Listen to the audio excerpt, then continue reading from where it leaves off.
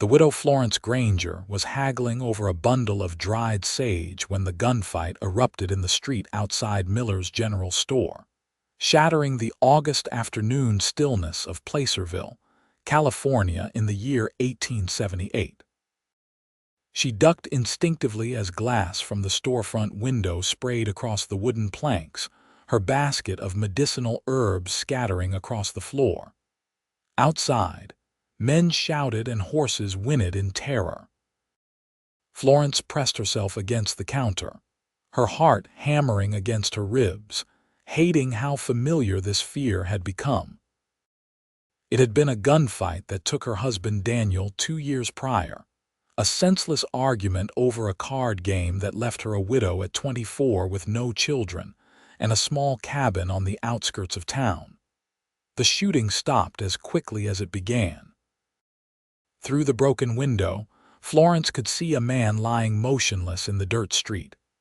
Another man, tall and broad-shouldered, stood over him with a smoking pistol, his face grim. The standing man wore the dusty clothes of a ranch hand, his dark hair falling past his collar beneath a weather-beaten hat. "Everyone all right in there?" Sheriff Morton called through the shattered window. "We are fine, Sheriff," Mr. Miller replied, emerging from behind a stack of flour sacks where he had taken cover. His face was pale but composed. Florence slowly rose to her feet, brushing splinters of glass from her dark blue calico dress. She began gathering her scattered herbs, chamomile and yarrow and dried lavender that she had spent weeks collecting and preparing. These herbs were her livelihood now, the only way she could trade for the supplies she needed to survive. "I am terribly sorry, Mrs. Granger," Mr. Miller said, helping her collect the bundles. "This town has gotten more dangerous every month. Used to be a peaceful mining town, but now we have got drifters and troublemakers coming through weekly." Florence nodded, her hands trembling slightly as she placed the herbs back in her basket. "Is the man outside dead?" "Appears so. That is Ryder Lancaster who did the shooting. Works for the Double R Ranch up north. I reckon it was self-defense, though the sheriff will sort it out." Through the broken window, Florence watched as Sheriff Morton spoke with the tall cowboy. Even from this distance, she could see the tension in Ryder Lancaster's shoulders, the way his hand remained near his gun belt even as he holstered his weapon. This was a man accustomed to violence, she thought, yet there was something in his posture that suggested he took no pleasure in it. "Now, about these herbs," Mr. Miller said, examining the bundles. "The sage is excellent quality as always, and I can certainly use the chamomile. My wife has been asking for it. I can give you 2 pounds of flour, a pound of coffee, and some salt." It was less than Florence had hoped for, but she was in no position to argue. The window glass crunching beneath her boots reminded her that Mr. Miller would have expenses to deal with. "That will be acceptable, Mr. Miller. Thank you." As the storekeeper gathered her supplies, Florence found her gaze drawn again to the street. The dead man had been covered with a blanket, and Ryder Lancaster was still speaking with the sheriff, his expression unreadable. She wondered what circumstances had led to this violence, what chain of events had resulted in one man dead and another marked by the law, justified or not. "Here you are, Mrs. Granger," Mr. Miller said, placing the wrapped supplies in her basket alongside the remaining herbs. "You take care now. Perhaps avoid coming to town for a few days, until things settle down." Florence nodded and made her way toward the door, carefully stepping around the broken glass. As she emerged onto the wooden boardwalk, the late afternoon sun was blazing down on Placerville's Main Street. The dead man was being carried toward the undertaker's establishment, and a small crowd had gathered, speaking in hushed tones. She had nearly reached her wagon when Sheriff Morton called out to her. "Mrs. Granger, might I have a word?" Florence turned, surprised. The sheriff was a graying man in his 50s, decent enough but overwhelmed by the increasing lawlessness that plagued their town. Beside him stood Ryder Lancaster, and up close, Florence could see he was younger than she had initially thought, perhaps 28 or 29, with dark eyes that held a weariness that seemed older than his years. "Yes, Sheriff," she said, clutching her basket. "I understand you witnessed the incident," Sheriff Morton asked, "only the aftermath. I was inside the store when the shooting began." "I see." The sheriff scratched his jaw thoughtfully. "Well, Mr. Lancaster here claims it was self-defense, says Billy Thompson drew on him first. I have got 3 other witnesses who confirm it, so I am not planning to press charges. Just wanted to check if you saw anything different." "I am sorry, I cannot help you. I only saw what happened after." Florence met Ryder Lancaster's eyes briefly, then looked away. There was an intensity in his gaze that unsettled her. "Understood. You have a safe journey home now, Mrs. Granger." Florence nodded and turned to leave, but Ryder Lancaster's voice stopped her. "Excuse me, madam, but are you heading out alone? The road north can be dangerous this time of day." She faced him again, uncertain how to respond to this man who had just killed another. "I have made the journey many times, Mr. Lancaster. I am quite capable." "I am sure you are, madam, but capable does not mean safe.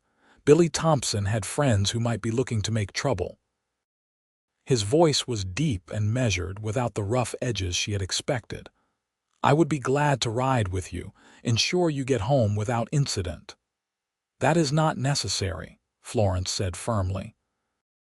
The last thing she needed was to be seen in the company of a man with a reputation for violence, no matter how justified. "Perhaps not necessary, but it would ease my conscience." Ryder removed his hat, revealing dark hair damp with sweat. "I know how this looks, madam, but I did not want to kill Billy Thompson. He gave me no choice. The least I can do is make sure his friends do not cause harm to innocent folks." Sheriff Morton cleared his throat. "He has a point, Mrs. Granger. Billy ran with a rough crowd. Might be wise to accept the escort."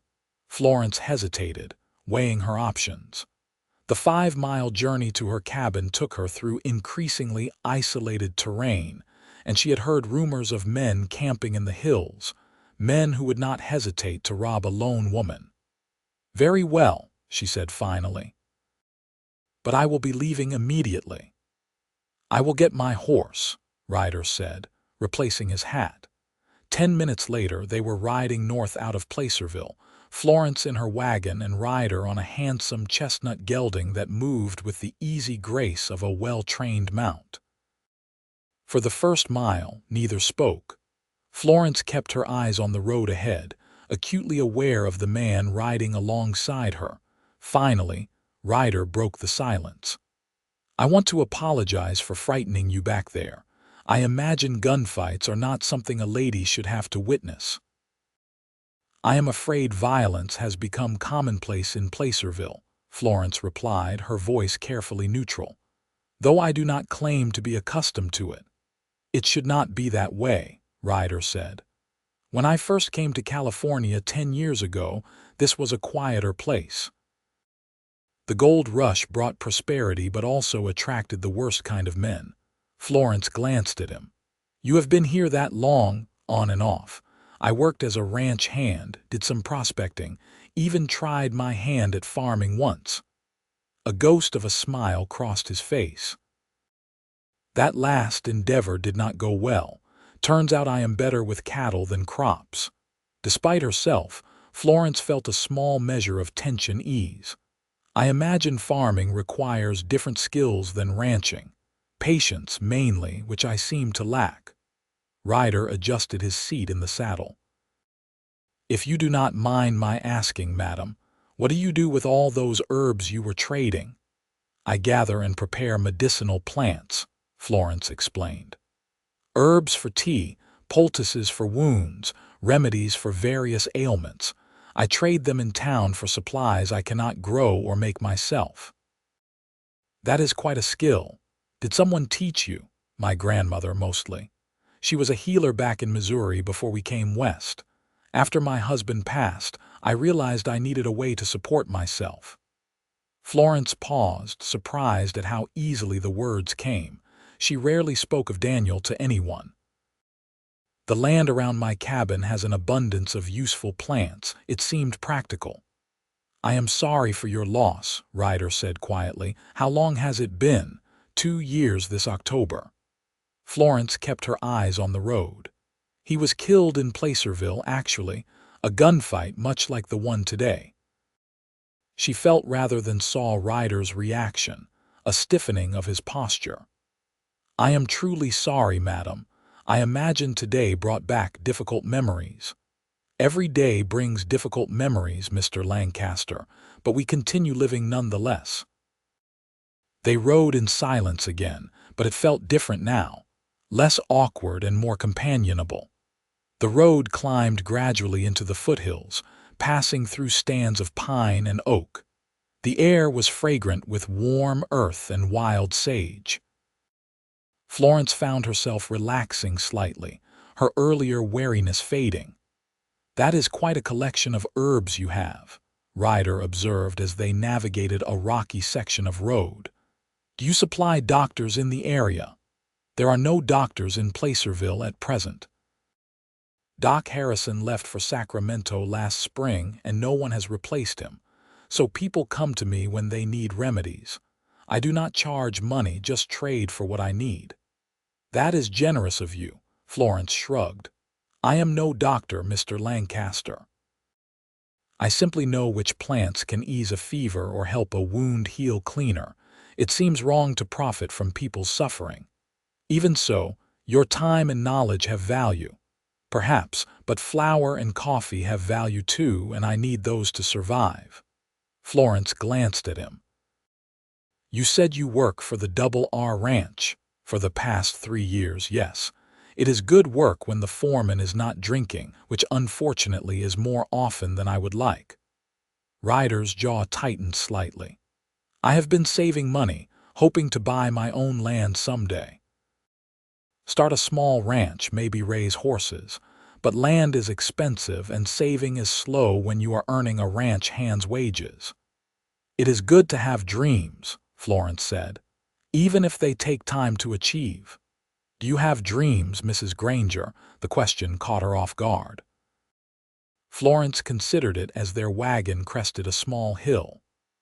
"I suppose I dream of security, of knowing I will have enough food through the winter, that my cabin will not collapse in the next storm, that I will not have to worry about every small expense. Simple dreams, perhaps, but meaningful to me." "There is nothing simple about survival," Ryder said. "Especially alone. Do you have family in the area?" "No. Daniel and I came west shortly after we married, seeking opportunity. His parents had passed and my own family stayed in Missouri. I have a brother back there, but we have not corresponded in over a year." Florence realized she was sharing more than she had intended with this stranger, but something about riding through the quiet hills made confession easier. They rounded a bend, and Florence's cabin came into view, nestled in a small valley surrounded by wild meadows. It was a simple structure, built by Daniel before his death, with a stone chimney and a small porch. Behind it stood a shed for her wagon and the milk cow she kept. The land was not much, barely 10 acres, but it was hers. "This is lovely," Ryder said, genuine admiration in his voice. "You have quite a setup here." "It serves my purposes," Florence said, guiding the wagon toward the cabin. "Thank you for the escort, Mr. Lancaster. I appreciate your concern for my safety." Ryder dismounted and approached the wagon. "Let me help you with those supplies." "That is not necessary."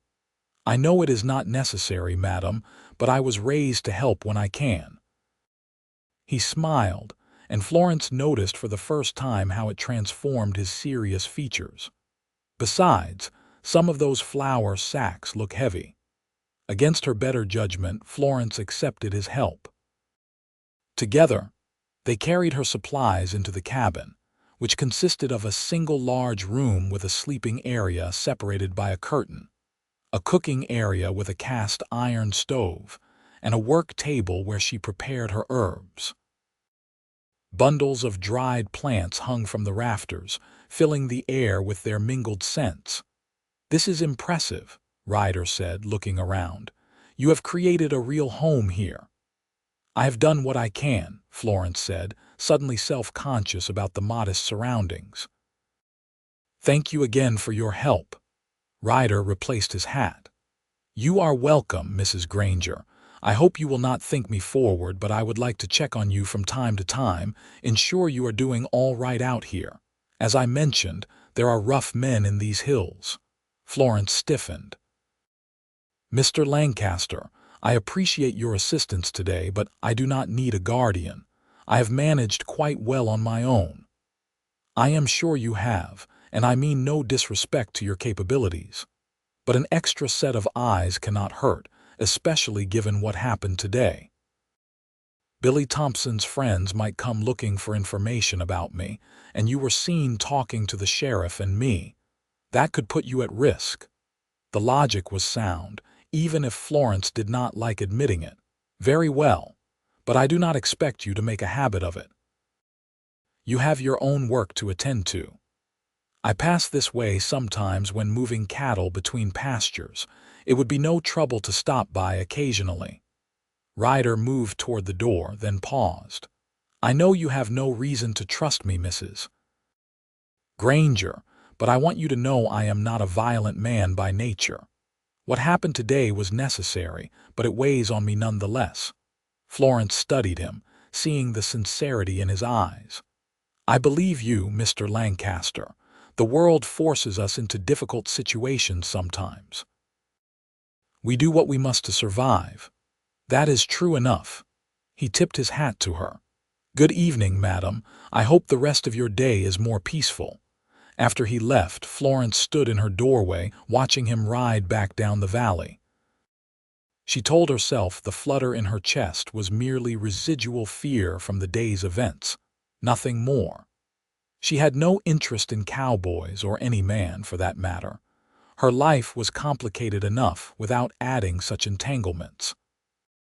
But as she prepared her simple dinner that evening, she found her thoughts returning to Ryder Lancaster, to the quiet strength in his voice and the sadness in his eyes. She wondered what sorrows he carried, what led a man to a life of ranch work and violence. Then she caught herself and pushed the thoughts away. Wondering led to caring, and caring led to pain. She had learned that lesson well enough when Daniel died. The days that followed fell into their usual pattern. Florence tended her garden, gathered wild herbs from the surrounding hills, and prepared remedies for the people who occasionally appeared at her door seeking help. She treated a farmer's infected hand, provided headache tea for a pregnant woman, and made a poultice for a child's persistent cough. In exchange, she received eggs, a bolt of cloth, and a wheel of cheese. Nearly a week had passed since the incident in town when Ryder Lancaster appeared again. Florence was working in her garden, harvesting late summer squash, when she heard the sound of hoofbeats. She straightened, shading her eyes against the morning sun, and saw him approaching on his chestnut horse. "Good morning, Mrs. Granger," he called as he drew near. "Mr. Lancaster," she acknowledged, brushing dirt from her hands. "Is something wrong?" "Not at all. I was moving some cattle to the north pasture and thought I would check to ensure you have had no trouble." He dismounted, leading his horse to the trough near her shed. "Have Billy Thompson's friends caused you any problems?" "I have not seen anyone," Florence said. "It has been quiet." "That is good news." Ryder glanced at her garden, which was bursting with vegetables and herbs. "You have an impressive crop here. The soil is good in this valley. Daniel chose the location well." Florence walked over to stand beside him, looking at the fruits of her labor. "Would you like some water? You look like you have been riding hard. I would appreciate that, thank you. Florence led him to the cabin, suddenly aware of how she must look in her worn work dress, her hair escaping from its pins, dirt under her fingernails. She poured water from the pitcher into 2 tin cups, handing one to Ryder. He drank deeply, then said, I wanted to tell you that Billy Thompson's associates left town 2 days ago, headed east, according to the sheriff, so you should not have any concerns about retaliation. That is a relief, Florence admitted. I have been somewhat on edge, I confess. Understandable. Ryder finished his water and set the cup on her work table. His eyes traveled over the bundles of herbs, the various jars and containers, the neat labels written in Florence's careful hand. You have quite an operation here. How did you learn to organize everything so efficiently? Necessity and my grandmother's training. She always said a healer's work required precision. The difference between helping and harming can be a matter of measuring correctly. Wise woman, your grandmother. She was. I wish she were still alive. She would have much better advice for navigating this life than I have managed to discover on my own. Ryder turned to face her, his expression thoughtful. From what I have seen, you are navigating quite well. Not many people could build what you have here, especially alone. The sincerity in his voice made Florence uncomfortable. She busied herself straightening already neat bundles of lavender. I do what is required, nothing more. I disagree, but I will not argue with you. Ryder moved toward the door. I should let you return to your work. Thank you for the water. Of course. Florence followed him outside where his horse was waiting patiently. Mr. Lancaster, I appreciate you riding out here to tell me about Thompson's friends. It was kind of you. It seemed only right. He mounted his horse with easy grace. I will likely be back this way in a week or so. Is it all right if I stop by again, just to check in? Florence knew she should say no, should maintain the distance she had carefully constructed around her life. But she found herself saying, that would be fine. As he rode away, Florence returned to her garden, trying to focus on her work. But her mind kept drifting to Ryder Lancaster, to the way he looked at her garden with genuine interest, the way he spoke to her as an equal rather than a helpless widow requiring rescue. It had been so long since anyone had truly seen her, had looked past the tragedy that defined her in most people's minds. The following week, Ryder did indeed return, this time bringing a string of fence posts he claimed were extra from the ranch. Thought you might use them, he said. I noticed your sheep pen could use some reinforcement. Florence did not have sheep, and they both knew it, but she accepted the posts gracefully. In exchange, she gave him a tin of salve for saddle sores that she had recently prepared. For the ranch hands, she said. I am sure someone can use it. Their conversations grew longer with each visit. Ryder would help with whatever task she was engaged in, splitting wood or repairing a loose board on the shed, while they talked about everything and nothing. She learned he was 27, had grown up in Texas, and came west after his parents died of fever. He had a sister back east who had married a shopkeeper in Boston, a life completely foreign to his own. You miss her? Florence asked one afternoon as they sat on her porch, drinking mint tea. Every day, Ryder admitted, but we want different things from life. Sarah craves society and culture, things you find in cities. I need open spaces, animals, the kind of work that leaves you physically tired at the end of the day. I understand that, Florence said. My brother was the same way, always dreaming of cities while I found peace in gardens and wild places. Did you never want those things? The culture and society, Florence considered the question. Perhaps when I was younger. But Daniel and I came west seeking adventure, and what we found was hardship and beauty in equal measure. After he died, I discovered I preferred solitude to the pitying looks of town society. People do not know how to handle grief, Ryder said quietly. They want to help but do not know how, so they offer platitudes that mean nothing. Exactly. Florence looked at him with new understanding. You have lost someone too. A woman I planned to marry back in Texas. She died in childbirth, carrying another man's child. The words came out flat, emotionless, but Florence could see the pain beneath. I had been away working a cattle drive.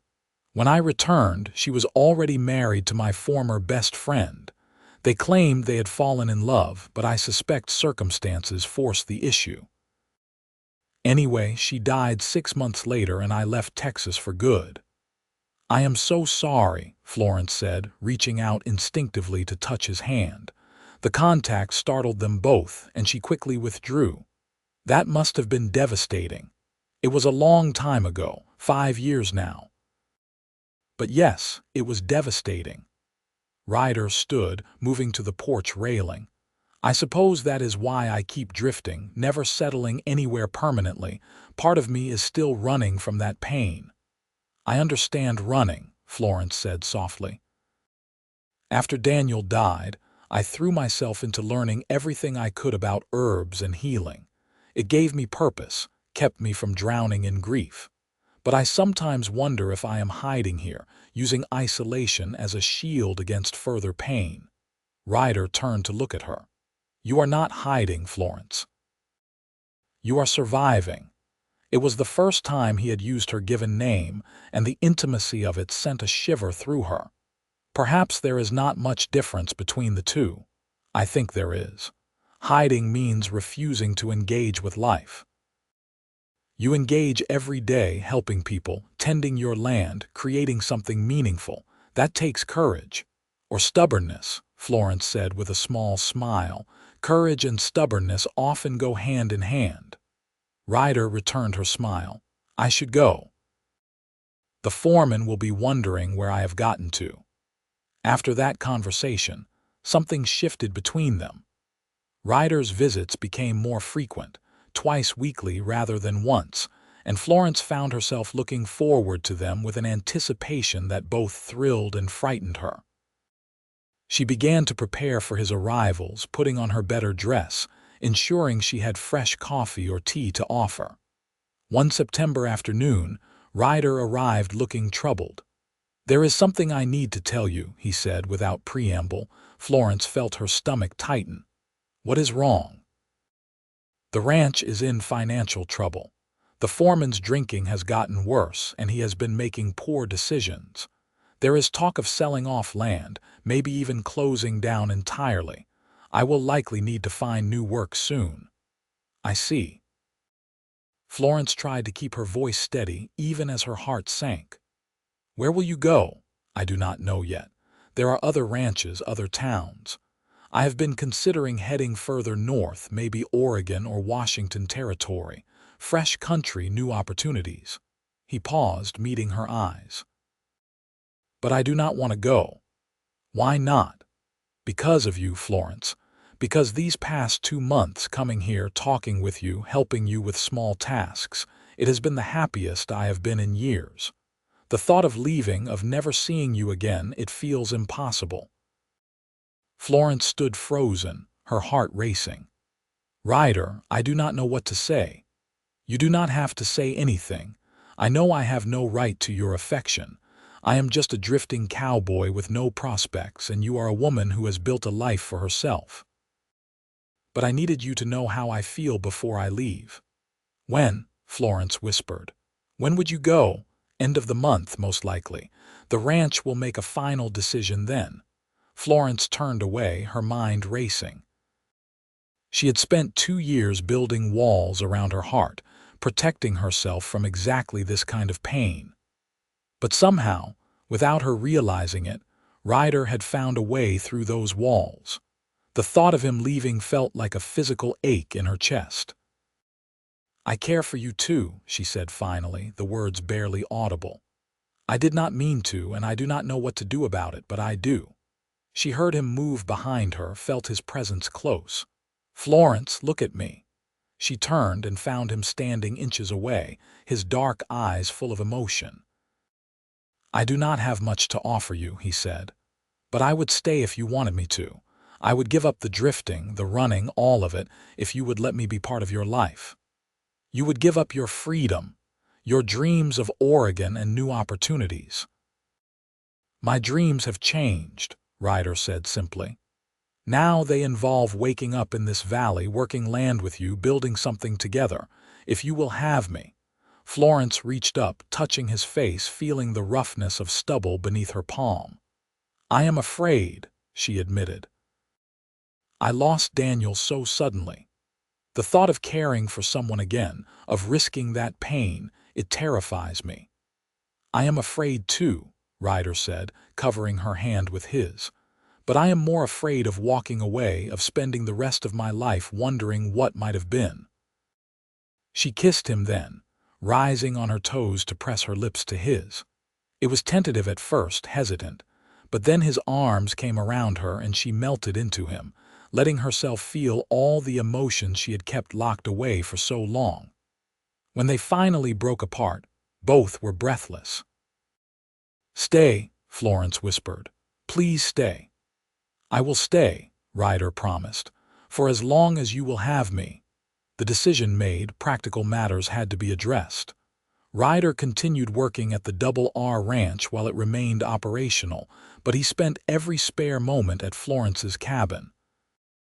Together, they expanded her garden, repaired the shed, and gathered firewood for the approaching winter. He proved surprisingly knowledgeable about construction, helping her reinforce the cabin's roof and build additional storage. In town, their growing relationship did not go unnoticed. When Florence arrived at Miller's General Store one October morning, she found several women gathered near the dry goods, their conversation stopping abruptly when she entered. Mrs. Miller approached her with a tight smile. "Good morning, Mrs. Granger. I trust you are well." "Quite well, thank you." Florence set her basket of herbs on the counter, acutely aware of the watching eyes. "I understand you have been receiving visits from that cowboy, the one who killed Billy Thompson." Florence met the woman's gaze steadily. "Mr. Lancaster has been kind enough to help with tasks around my property. Is there a problem with that?" "Well, it is just that people talk, dear. A widow living alone, a man visiting regularly, it does raise questions about propriety." "My propriety is my own concern, Mrs. Miller, not fodder for gossip." Florence kept her voice polite but firm. "Now I have brought yarrow and chamomile to trade if Mr. Miller is interested."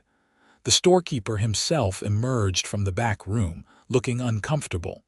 "Of course, Mrs. Granger, your herbs are always welcome. I will get your usual supplies." As Florence waited, she overheard one of the women whisper, "Shameful, carrying on with a gunfighter. Poor Daniel must be turning in his grave." Something inside Florence snapped. She turned to face the women, all of whom had the grace to look embarrassed at being overheard. "Daniel has been dead for 2 years. I have mourned him properly and will carry his memory with love for the rest of my life. But I am still alive, and I will not apologize for choosing to build a new future. If that troubles you, then I suggest you examine your own lives rather than spending so much time scrutinizing mine." The women scattered like startled chickens, and Florence felt a fierce satisfaction. She was done living according to others' expectations, done shrinking herself to fit their narrow definitions of proper widowhood. When she told Ryder about the encounter that evening, he laughed outright. "I wish I could have seen their faces." "You are magnificent when you are angry, do you know that?" "I am not certain magnificent is the word I would use. Perhaps reckless." Florence poured coffee for them both. "But I meant what I said. I am tired of hiding, of pretending I do not want companionship because it might offend someone's sensibilities." "Good." Ryder took her hand across the table.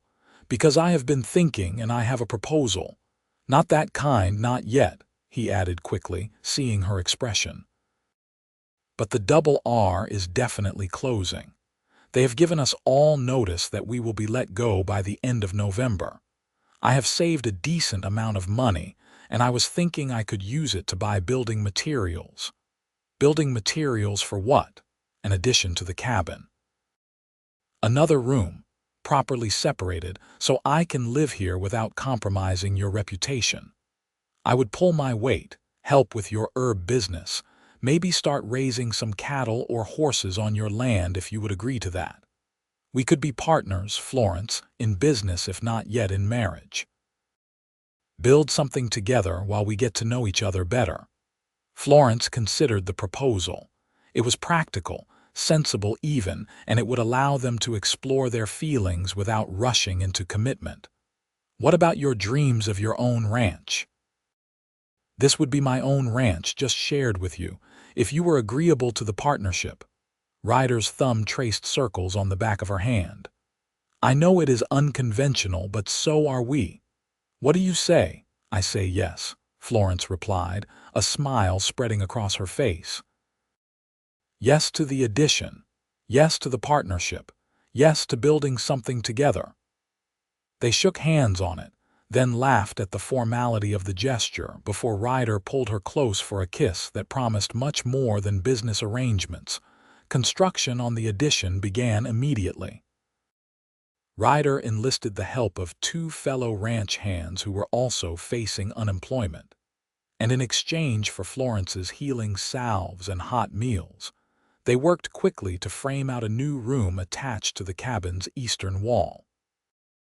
The sound of hammering and sawing filled the valley, and Florence found herself humming as she worked, lighter in spirit than she had been in years. The physical labor was demanding, and inevitably, injuries occurred. One afternoon in early November, one of the workers, a young man named Pete, drove a nail through his hand.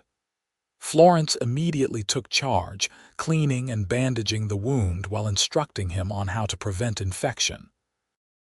You change this dressing twice daily, she said firmly, wrapping clean cloth around his palm. Soak it in this solution first. She handed him a jar of liquid made from golden seal and calendula. If you see red streaks extending from the wound or if it begins to smell foul, you come back immediately. Understood? Yes, madam, Pete said, wincing. Thank you, Mrs. Granger. You have got healing hands, that is for certain. After Pete left, Ryder found Florence washing her hands in a basin. That was impressive, he said. You handled that like you have been treating wounds your whole life. In a way, I have been. My grandmother started teaching me when I was 8 years old. Florence dried her hands on a towel. She used to say that healing was both art and science, requiring knowledge and intuition in equal measure. She would be proud of you. I hope so. Florence moved into Ryder's embrace, resting her head against his chest. Sometimes I wish she could meet you, give me her opinion. She was an excellent judge of character. What do you think she would say? Florence pulled back to look at him. I think she would say you are a good man trying to find your way, just like everyone else, and she would approve of how you treat me with respect and genuine care. I do care for you, Florence, more than I thought possible when we first met. Ryder brushed a strand of hair from her face. You have given me something I did not know I needed, a reason to stop running, to put down roots. And you have given me the courage to live again, not just survive. Florence kissed him softly. I love you, Ryder. I did not plan to, and it still frightens me sometimes, but I do. I love you too, he said against her lips, and I promise you I am not going anywhere. You are stuck with me now. The addition was completed in late November, just as the first serious rains of winter began. The new room featured a proper bed, a wardrobe, and a small stove for heat. Ryder moved in the same day, establishing the routine they would maintain. He slept in the addition while Florence kept the main cabin, maintaining propriety even as their relationship deepened. During the winter months, they settled into partnership. Ryder proved invaluable in helping Florence expand her herb business. He built drying racks that doubled her capacity, constructed shelves for storage, and even learned to help prepare some of the simpler remedies. In return, Florence taught him about medicinal plants, sharing the knowledge her grandmother had passed down. They also began acquiring livestock. With Ryder's savings and some money Florence had carefully hoarded, they purchased 3 cows, a bull, and half a dozen chickens. Ryder built a proper coop and expanded the existing barn structure, working through cold and rain with determined focus. You know, for someone who said farming was not his strength, you are quite good at this, Florence observed one December afternoon, watching him repair fence posts. The difference is motivation, Ryder replied, testing the stability of his work. Before, I was working land that did not matter to me toward goals that were not my own. This is different. This is ours. The word ours settled warmly in Florence's chest. Theirs. A shared life, shared dreams, shared land. It was more than she had dared hope for after Daniel's death. Christmas arrived with a blanket of snow covering the valley. Florence and Ryder celebrated quietly, exchanging simple gifts. She gave him a thick wool scarf she had knitted during long evenings, and he presented her with a beautiful carved wooden box for storing her most valuable herbs. I made it myself, he said, looking almost shy. The wood is cedar, which should help preserve the contents. I carved your initials on top. Florence traced the letters with her finger, emotion tightening her throat. It is beautiful, Ryder, thank you. There is something else. He reached into his pocket and pulled out a small object wrapped in cloth. I know we have not talked about this properly yet, but I want you to have this anyway. No pressure, no expectations, just a promise of my intentions.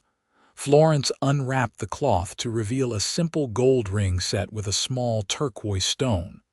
Ryder, it was my mother's, he said quietly. The only thing I have left of her. I would be honored if you would wear it, not necessarily as an engagement ring yet, but as a symbol of what we are building together. When you are ready, if you are ready, we can make it official. But for now, I just want you to know that I am committed to this to us. Florence slipped the ring onto her finger where it fit perfectly. I love it, and I love you. Yes, I will wear it, and yes, I am ready to call it an engagement. I have spent enough time being cautious. Life is short, and I do not want to waste another moment of happiness worrying about what might go wrong. Ryder pulled her into his arms, kissing her with a passion that had been building for months. When they finally broke apart, he rested his forehead against hers. Are you sure? We can wait as long as you need. I am sure. I want to marry you, Ryder Lancaster. I want to build a life with you, raise children if we are blessed with them, grow old watching our ranch prosper. I want all of it. Then you shall have it, he promised. All of it and more. They were married in late January 1879, in a small ceremony at the church in Placerville. Sheriff Morton stood as witness, along with Mr. Miller from the general store. Florence wore a new dress in deep green, and Ryder wore his best clothes, his hair neatly trimmed for the occasion. The ceremony was simple but heartfelt. When the minister pronounced them husband and wife, Ryder kissed Florence with such tenderness that several people in the small gathering wiped away tears. After the ceremony, they returned to their cabin, now truly their shared home, and began their married life together. The winter gave way to spring, and with it came renewed energy and ambition. Ryder broke ground on additional pastures, planning to expand their cattle operation.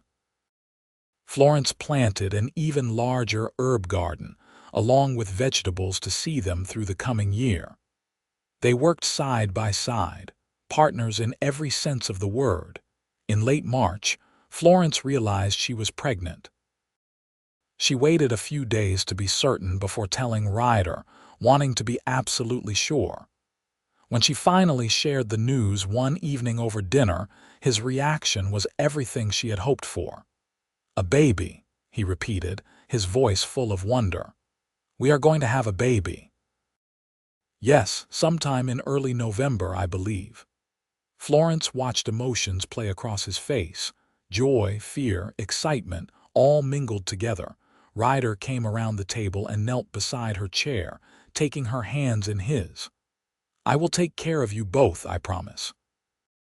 Whatever you need, whatever the baby needs, I will provide it." "I know you will," Florence said, touching his face. "You are going to be a wonderful father." The pregnancy progressed smoothly through spring and into summer. Florence continued her work with herbs, though Ryder insisted on taking over the more physically demanding tasks. He became almost comically protective, worrying over every small thing. "Ryder, I am pregnant, not fragile," Florence protested one July afternoon when he tried to prevent her from lifting a basket of laundry. "Women have been having babies since the beginning of time. I am quite capable of managing household tasks." I know," he said, looking sheepish. "I just worry. I cannot help it." "Channel that worry into something productive. The baby will need a cradle, and I have seen you work with wood. You could build one." The suggestion transformed his anxious energy into focused purpose. Ryder spent the next several weeks carefully crafting a cradle from smooth oak, sanding it until no splinter remained, carving delicate patterns along the sides. Florence watched him work with love and amusement, touched by his dedication. Their small ranch continued to prosper. The cattle were thriving, and they had expanded the herd to 10 head. Florence's herb business had grown beyond simple trading. Several families in Placerville now relied on her remedies regularly, and word of her skill had spread to neighboring communities. Money was still tight, but they were building something sustainable, something that would support their growing family. In early November, as the leaves turned gold and red in the surrounding hills, Florence went into labor. Ryder immediately rode for town to fetch Mrs. Anderson, an experienced midwife who had agreed to attend the birth. The hours that followed tested them both. Labor was long and difficult, and there were moments when Ryder feared he would lose Florence just as he had found happiness with her. But Florence was strong, drawing on reserves of determination she did not know she possessed. With Mrs. Anderson's guidance and Ryder's unwavering support, she brought their son into the world just before dawn on November 3rd. "A boy," Mrs. Anderson announced, placing the squalling infant on Florence's chest. "A healthy, strong boy." Ryder stared at his son in awe, tears streaming down his face. "He is perfect, Florence, he is absolutely perfect." "He is," Florence agreed, exhausted but elated. "What should we name him?" They had discussed names throughout the pregnancy but never reached a definite decision. Now, looking at their son's tiny face, Ryder said, "What about Samuel, after my father? Samuel Lancaster." "Samuel," Florence repeated, testing the name. "Yes, I like that." "Samuel Daniel Lancaster, for both our fathers." "Samuel Daniel Lancaster," Ryder said, gently touching his son's tiny hand. "Welcome to the world, Samuel. We have been waiting for you." The months that followed were challenging in ways neither had anticipated. Samuel proved to be a fussy baby, crying often and sleeping little. Florence was exhausted from constant feeding and soothing, and Ryder struggled to maintain the ranch while helping with their son. But there were moments of transcendent joy, too. The first time Samuel smiled at Florence, her fatigue evaporated. When Ryder came in from the fields and Samuel reached for him, his heart melted completely. They were a family now, bound together by love and shared purpose. By the spring of 1880, they had found their rhythm. Samuel had become a happier baby, sleeping through the night and taking regular naps. Florence gradually returned to her herb work, with Samuel often sleeping in a basket nearby as she prepared remedies. Ryder expanded the cattle operation further, hiring occasional help during busy seasons. One afternoon in May, as Florence worked in her garden with Samuel playing on a blanket beside her, she heard approaching hoofbeats. Looking up, she saw Sheriff Morton riding toward the cabin, his expression grave. "Sheriff," she called, wiping dirt from her hands. "Is something wrong?" "I am afraid so, Mrs. Lancaster. There has been an incident in town. Some men robbed the bank and shot Mr. Miller during their escape. He is asking for you, says he needs your healing skills." Florence's mind raced. "How badly is he hurt?" "Doc Preston is tending to him now, but Miller specifically requested you. Said your remedies have helped him before and he trusts your judgment. Let me get my supplies." Florence scooped up Samuel and hurried to the cabin where Ryder was repairing a chair. "I need to go to town. Mr. Miller has been shot." "I am coming with you," Ryder said immediately, setting aside his work. They made the journey to Placerville in record time, Samuel sleeping peacefully despite the urgency. They found Mr. Miller in his living quarters above the general store, pale and weak but conscious. Doc Preston, who had arrived in town the previous month, was cleaning a wound in Miller's shoulder. "Mrs. Lancaster," Miller said weakly, "thank you for coming. What can I do?" Florence asked, setting down her basket of supplies. Doc Preston looked up, his expression relieved. "The bullet went clean through and I have stopped the bleeding, but I am concerned about infection. I understand you have considerable experience with wound care." "I do." Florence examined the injury carefully. "The entrance and exit wounds both look clean, which is good. I have a poultice that should prevent infection and promote healing. With proper care, he should recover fully." She worked quickly and efficiently, applying her specially prepared mixture of plantain, comfrey, and golden seal. She showed Mrs. Miller how to change the dressing and prepare additional poultice, leaving detailed instructions. "You are a blessing, Mrs. Lancaster," Mrs. Miller said, her earlier disapproval of Florence's relationship with Ryder clearly forgotten in her gratitude. "I do not know what we would have done without you." "Anyone with knowledge has a duty to help when they can," Florence replied. "I will check on him again in a few days, but follow the instructions carefully, and he should heal well." As they prepared to leave, Mr. Miller called out weakly, "Mrs. Lancaster, I want to apologize for my wife's earlier unkindness regarding your courtship with Mr. Lancaster. She sees now, as I do, that you have built something good together.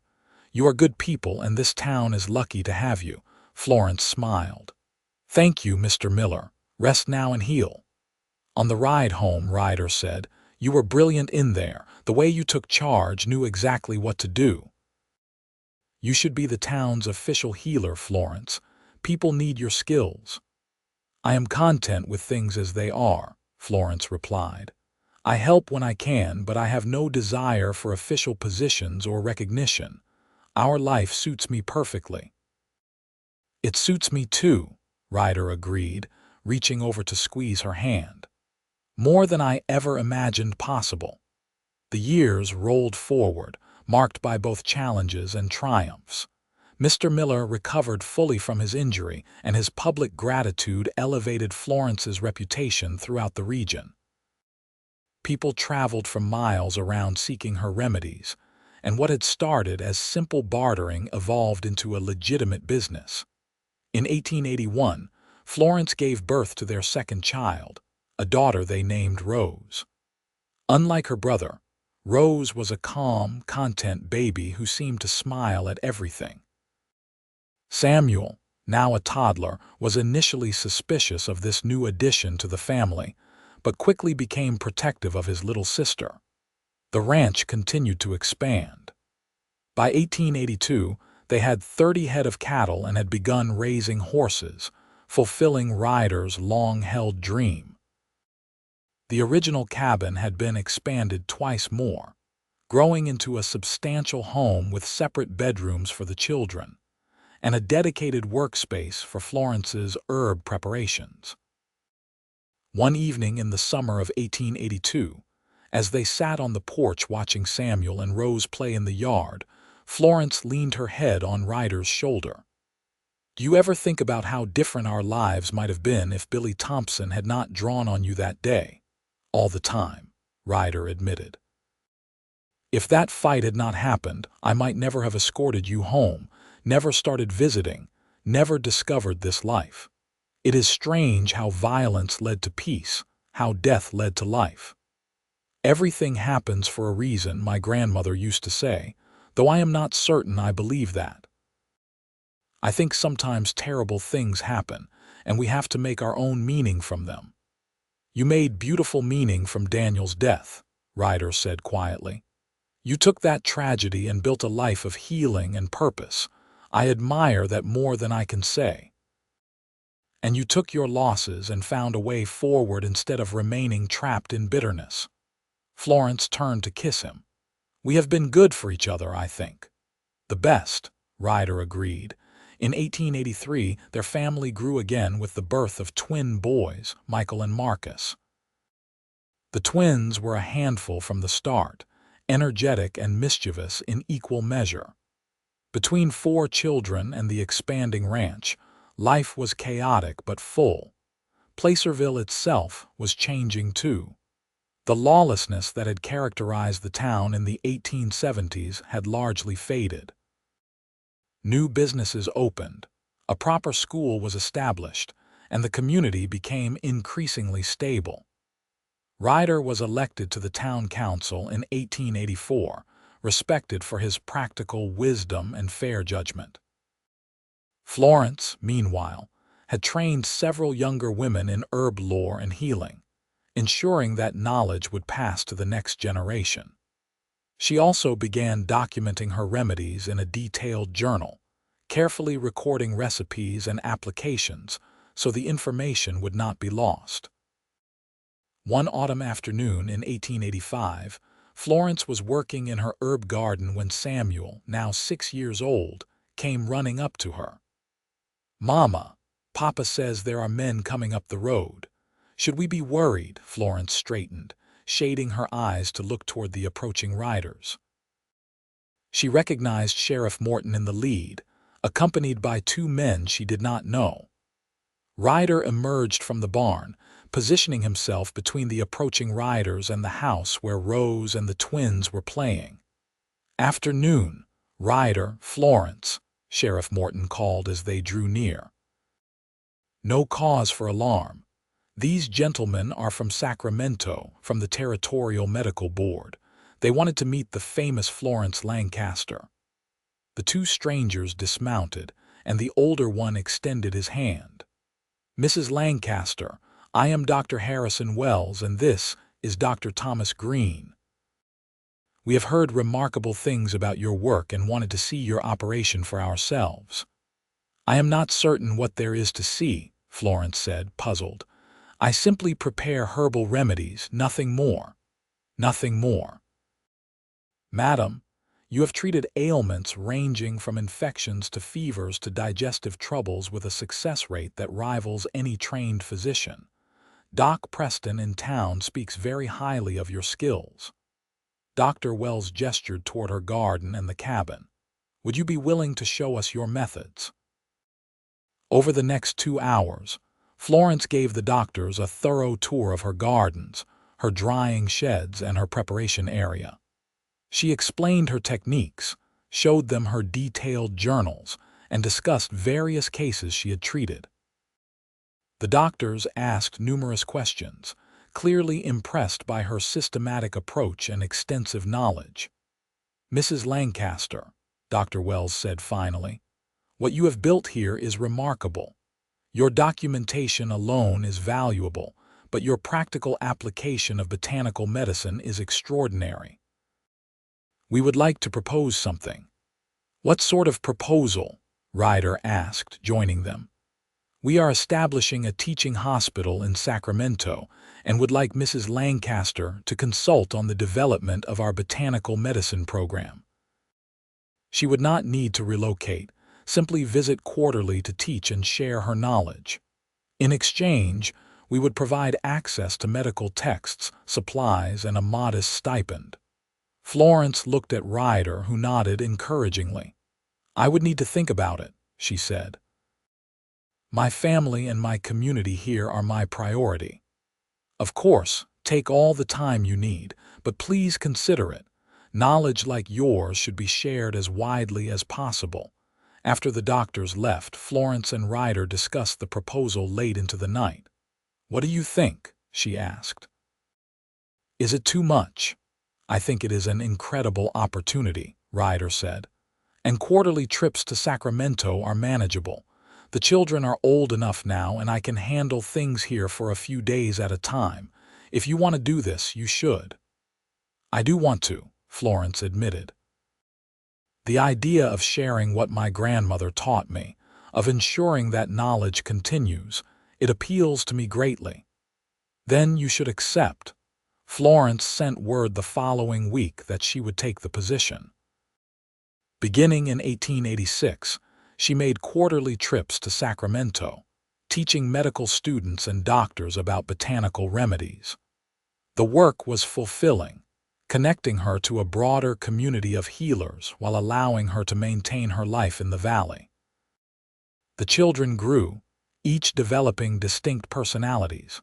Samuel was thoughtful and studious, showing an interest in medicine that made Florence's heart swell. Rose was artistic and dreamy, forever drawing pictures or making up stories. The twins were adventurous and wild, constantly getting into trouble but charming their way out of it. In 1890, Florence and Ryder celebrated their 11th wedding anniversary. The children prepared a surprise party, decorating the house with wildflowers and baking a cake that was slightly lopsided but made with love. 11 years, Florence marveled, sitting beside Ryder as the children performed a play they had written for the occasion. "Sometimes it feels like yesterday we met, and sometimes it feels like we have always been together." "Both are true," Ryder said, his arm around her shoulders. "Every day with you feels both new and eternal, if that makes sense." "It does." Florence watched their children, her heart full. "We have built something beautiful, haven't we?" "We have. And it keeps getting better." That same year, tragedy struck when a fire destroyed the general store in Placerville, killing Mr. Miller. The entire community mourned, but no one felt the loss more keenly than Mrs. Miller, who suddenly found herself in the same position Florence had occupied years earlier, a widow facing an uncertain future.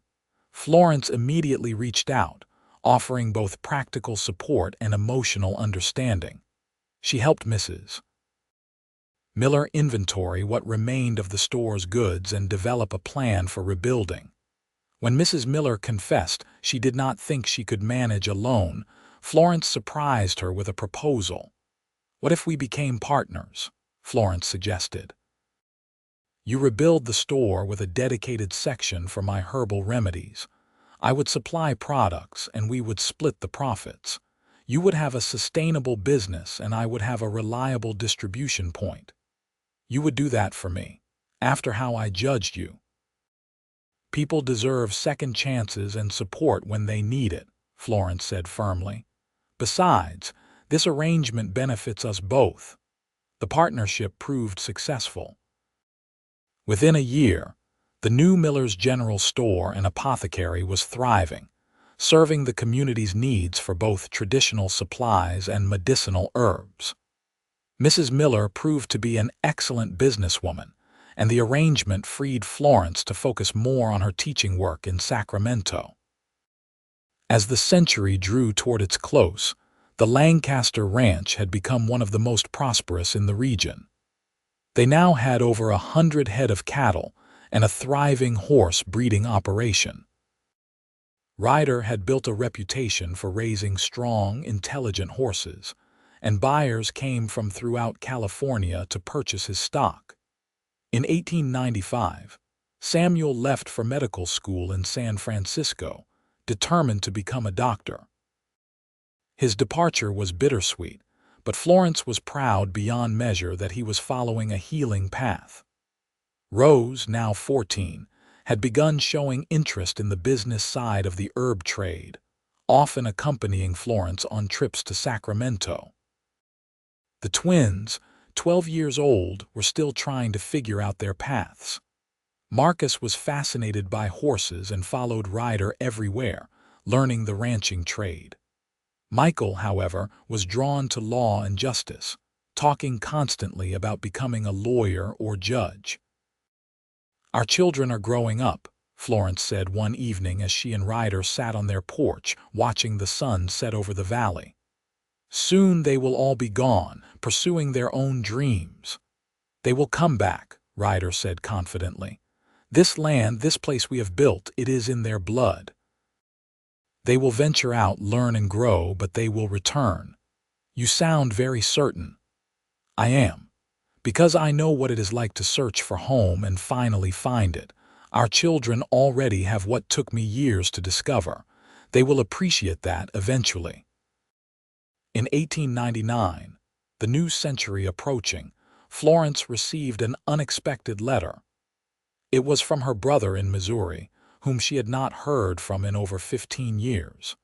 He wrote that he was dying of consumption and wanted to see her one last time to make peace before the end.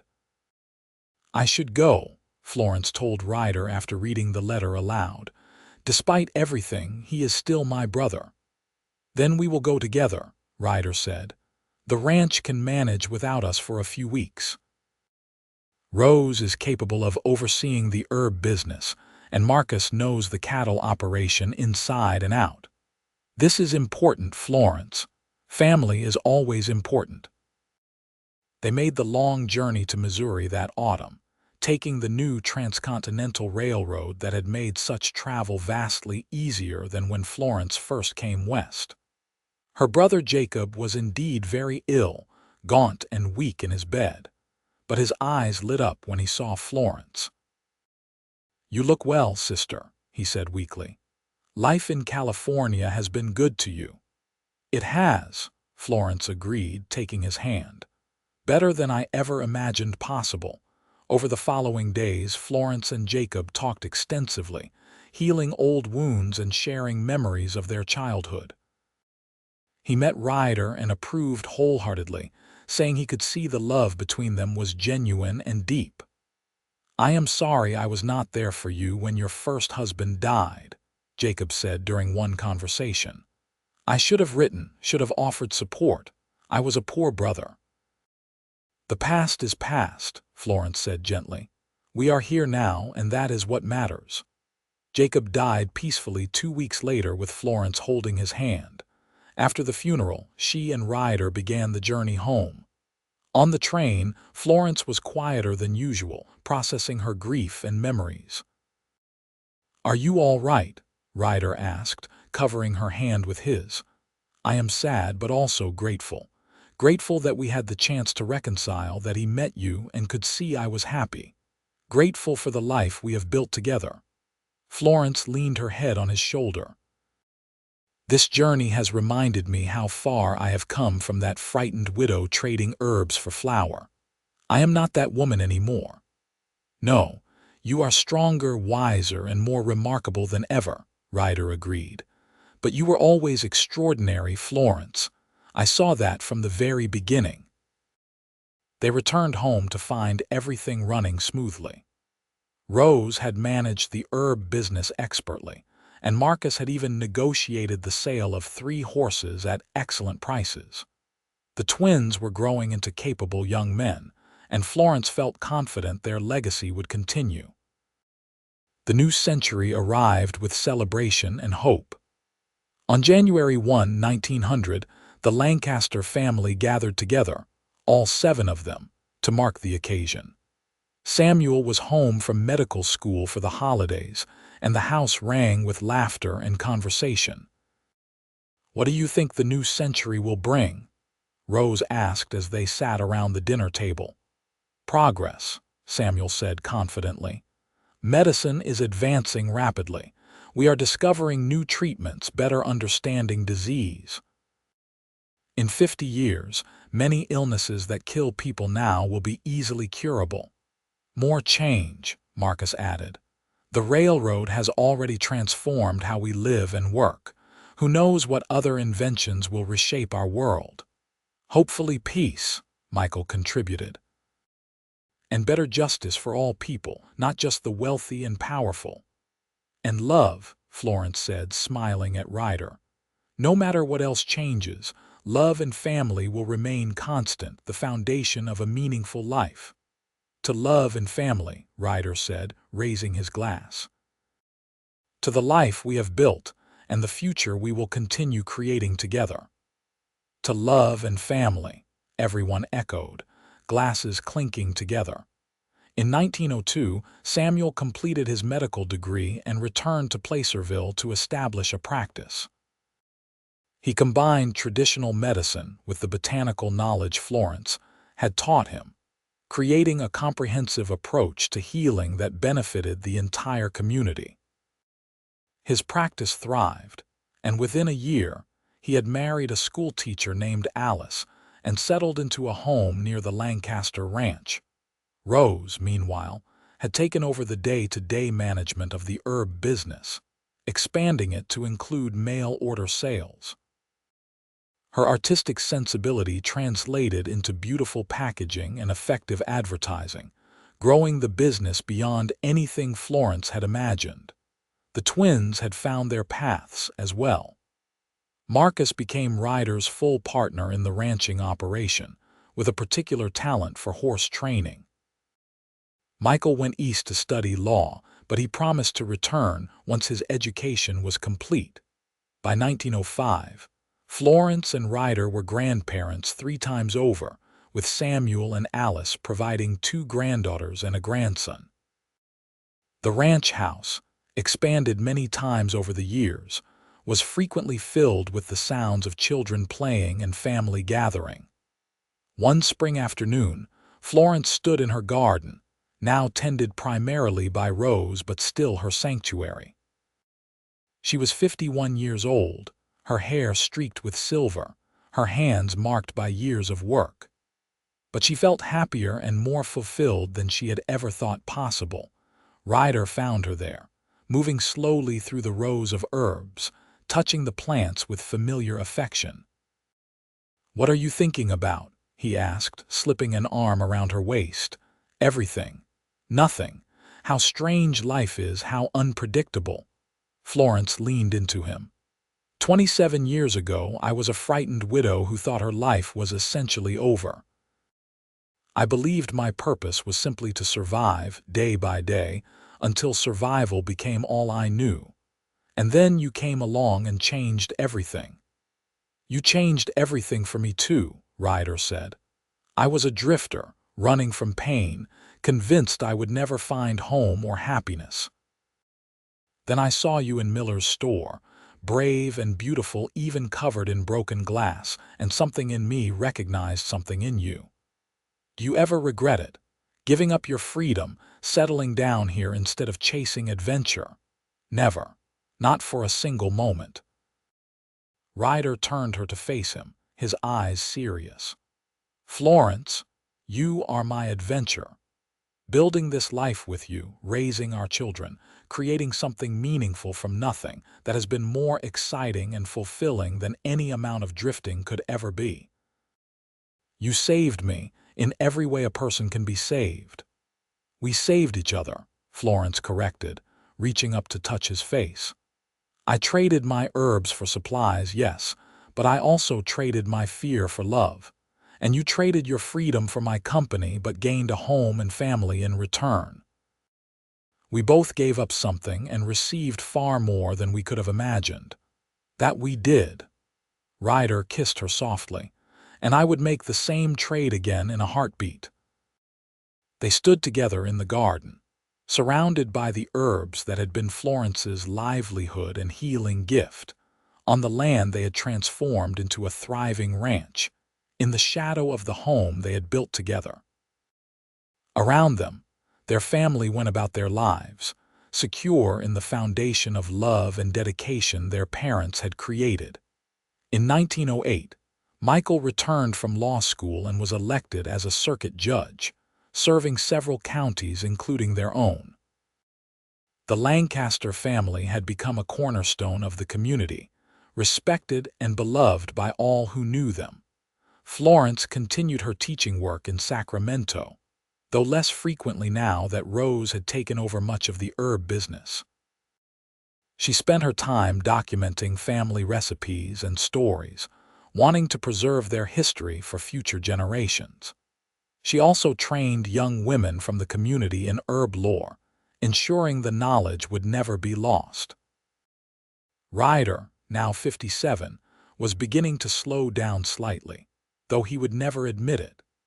He and Marcus worked together seamlessly, running a ranch that now employed several hands and was known throughout California for producing quality cattle and horses. In 1910, Florence and Ryder celebrated their 31st wedding anniversary.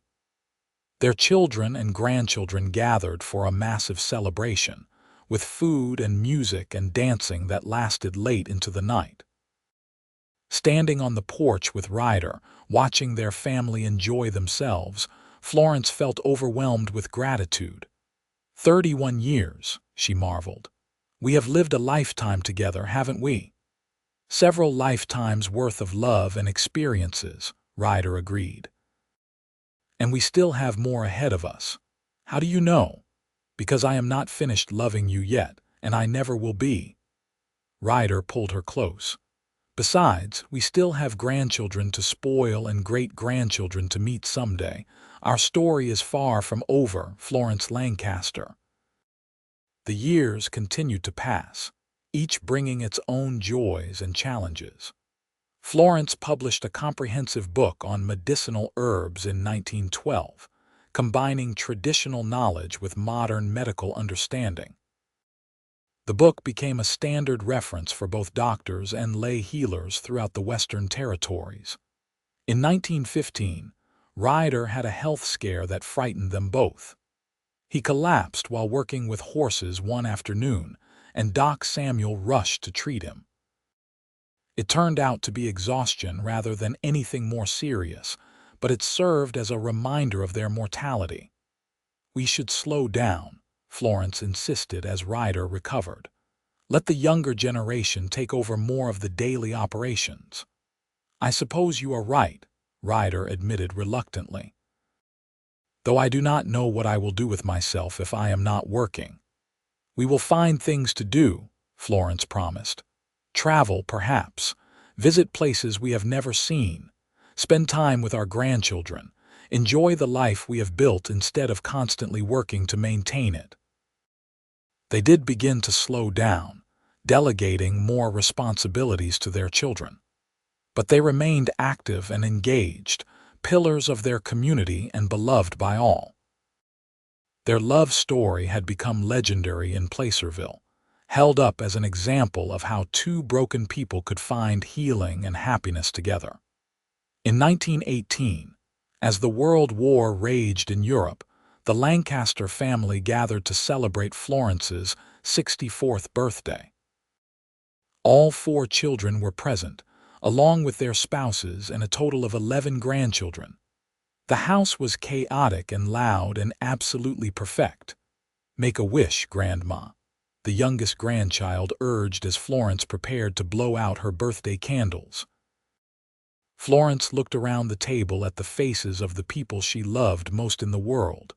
Her eyes met Ryder's, and he smiled at her with the same warmth and affection he had shown since they first met. I do not need to wish for anything, she said. I already have everything I could ever want. She blew out the candles anyway, and the room erupted in cheers and applause. Later, after the children had been put to bed, and the adults were sitting on the porch enjoying the evening air, Samuel raised his glass in a toast. To my parents, he said, who taught us that love can heal the deepest wounds, that family is everything, and that building a life of meaning requires both courage and dedication. You have given us the greatest gift anyone can give their children, an example of how to live well and love deeply. Thank you." To Florence and Ryder, everyone echoed, glasses raised high.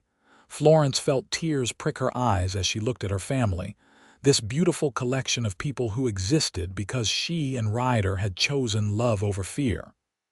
"Thank you all," she said, her voice thick with emotion. "Being your mother and grandmother is the greatest honor of my life." The years that followed were gentle ones. Florence and Ryder settled into a comfortable rhythm, working less and enjoying more. They took that trip they had discussed, traveling to San Francisco and Oregon, seeing parts of the world they had never explored. But they always returned to their valley, to the home they had built together. In 1923, they celebrated their 44th wedding anniversary quietly, just the two of them on their porch, as the sun set over the land they loved. Florence was 69, Ryder 72, both showing the marks of time but still vibrant and engaged with life. 44 years, Florence said, holding Ryder's hand. "Sometimes I still cannot believe how lucky we are." "Luck had nothing to do with it," Ryder replied.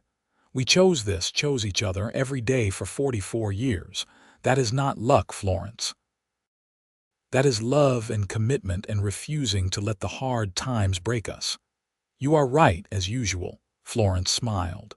"I love you, Ryder Lancaster, today, tomorrow, and for whatever time we have left." "I love you too, Florence Lancaster, forever and always." They sat together as darkness fell, comfortable in the silence, secure in their love. The herb garden that had brought them together still flourished nearby, tended now by their granddaughter who showed promise as a healer. The ranch that Ryder had built was thriving under Marcus's management. Their children were happy and successful, their grandchildren growing into fine young adults. Everything they had worked for, everything they had built together, continued and would continue long after they were gone. Their love story, which began with a widow trading herbs for supplies and a cowboy trading his freedom for her company, had created something far greater than either could have imagined. A legacy of love, family, and service that would echo through generations. As the stars emerged overhead, Florence rested her head on Ryder's shoulder, perfectly content. This was happiness, she thought. Not the absence of hardship, but the presence of love strong enough to weather any storm. They had found that love, built it carefully and intentionally, and it had sustained them through everything life had thrown their way. "What are you thinking?" Ryder asked softly. "That I would not change a single thing," Florence replied. "Not the pain that brought us together, not the challenges we faced, not one single moment. Because all of it led to us, to the beautiful life we have shared." "Neither would I," Ryder agreed, kissing the top of her head. "Neither would I." They remained on the porch long into the night, two souls so perfectly entwined that neither could imagine existing without the other. The widow who had thought her life was over, and the cowboy who had been running from pain, had instead found each other and built something extraordinary. A love that would endure as long as the hills themselves. A testament to the healing power of choosing hope over fear, love over loneliness, and partnership over solitude. Their story was complete, their legacy secure, their love eternal. And in the quiet valley where it all began, surrounded by the herbs that had sustained them and the family they had created, Florence and Ryder Lancaster lived out their days in perfect contentment, grateful for every moment they had been given together.